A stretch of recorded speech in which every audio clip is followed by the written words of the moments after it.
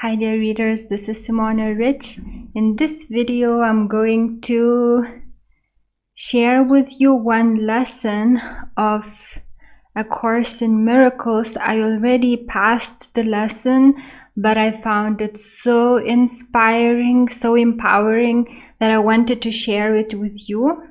So it's the lesson number 76. I'm now on the lesson 77. So the lesson is lesson number 76. I am under no laws but God's. And the lesson text is: we have observed before how many senseless things have seemed to you to be salvation. So basically what that means is that people seek for something, and some people don't know how to name it, so they seek for something in relationships, in sex, in drugs. Different people seek for salvation in different things, for oneness, but some people don't know that that's what they are seeking, merging with God.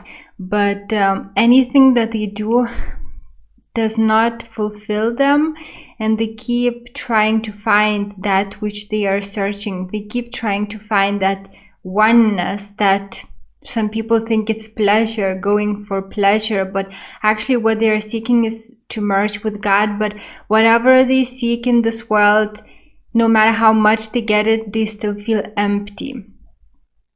That's why it's told that we have observed before how many senseless things have seemed to you to be salvation. Each has imprisoned you with laws as senseless as itself. You are not bound by them.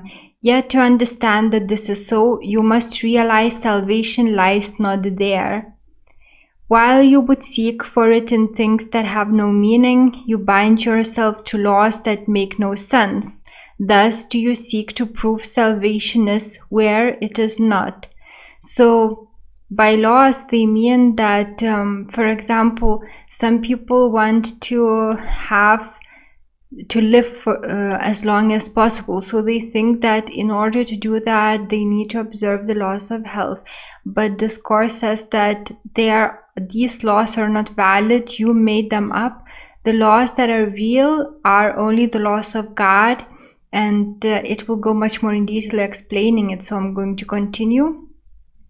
Today we will be glad you cannot prove it, for if you could, you would forever seek salvation where it is not and never find it. The idea for today tells you once again how simple is salvation. Look for it where it waits for you, and there it will be found.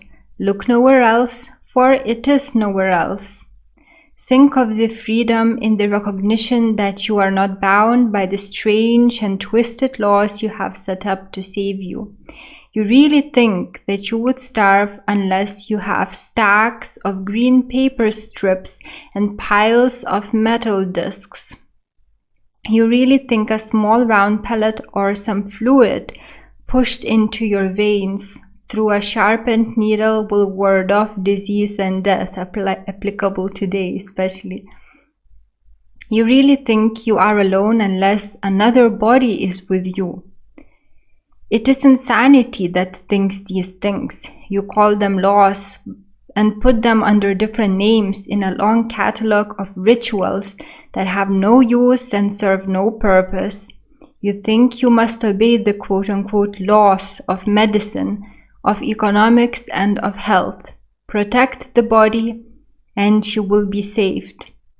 These are not laws but madness. The body is endangered by the mind that hurts itself. So this is the key sentence. Why we make up the laws and why they are not valid. The body is endangered by the mind that hurts itself. The body suffers just in order that the mind will fail to see it is the victim of itself. The body suffering is a mask the mind holds up to hide what really suffers. It would not understand it is its own enemy. The mind is its own enemy. It keeps attacking itself.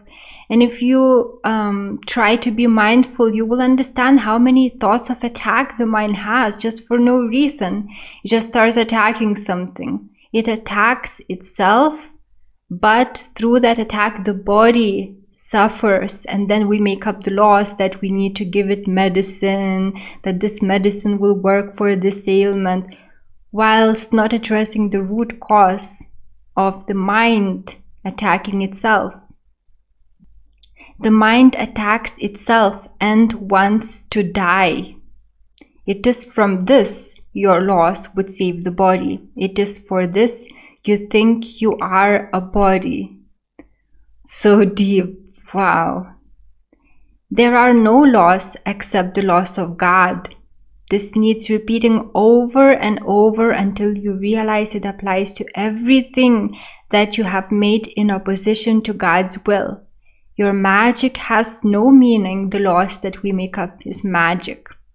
We take this medicine for this ailment. This is called magic in A Course in Miracles. What it is meant to save does not exist. Only what it is meant to hide will save you. The laws of God can never be replaced. We will devote today to rejoicing that this is so. It is no longer a truth that we would hide. So basically now it goes into the lesson of repeating the sentence, but you have to do it from day one in order to arrive at this. But I just wanted to share this important knowledge that it's the mind that attacks itself, and then the body is hurt, and then the body feels not safe, and then we make up rules of how to protect it in order to have money, in order to have another person, to be loved, so the body doesn't feel bad. But it's the mind that is the cause of all the problems that we experience. The mind attacking its own self. And what happens is that when the mind is healed and it no longer attacks its own self, then miracles start happening. No matter what you do or not do, you will always be provided for, because you are now abiding by the laws of God and not your own made up laws. So it's no longer that you will think about your protection, because you will always be protected, because the cause of your lack of protection is removed. The mind no longer attacks itself.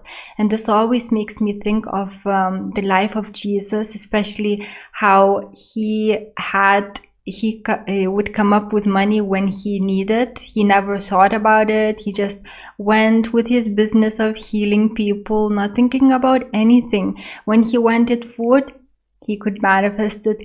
When he needed money, he just would find it. And interestingly, the co-author of the Course in Miracles, I forgot the name, the man there, the Course in Miracles was channeled by a woman, and then there was also a co-author. And I heard about him being told that he understood that and he cleared his mind, and whenever he needed anything, he just the same time would get it. He wouldn't worry whether he will get it or not, but when the time would come for him to receive it, he would get it. So that's the same like in the life of Jesus. He didn't worry like that he would have to pay taxes, so then he would make plans about how to make money for the taxes. He didn't think about it at all. And then the time came to pay taxes and he had the money. Because the mind no longer attacked itself, he was abiding by the laws of God, and the laws of God state that you will always be supplied because you are the child of God. So you already have everything that you need, and when you need it, it just appears. So I think that this is such a beautiful and empowering message that I'm sure you will find it very useful, as much useful as I did, and I really wanted to share this with you. So that's all I wanted to share in this video. Have a lovely day. Take care.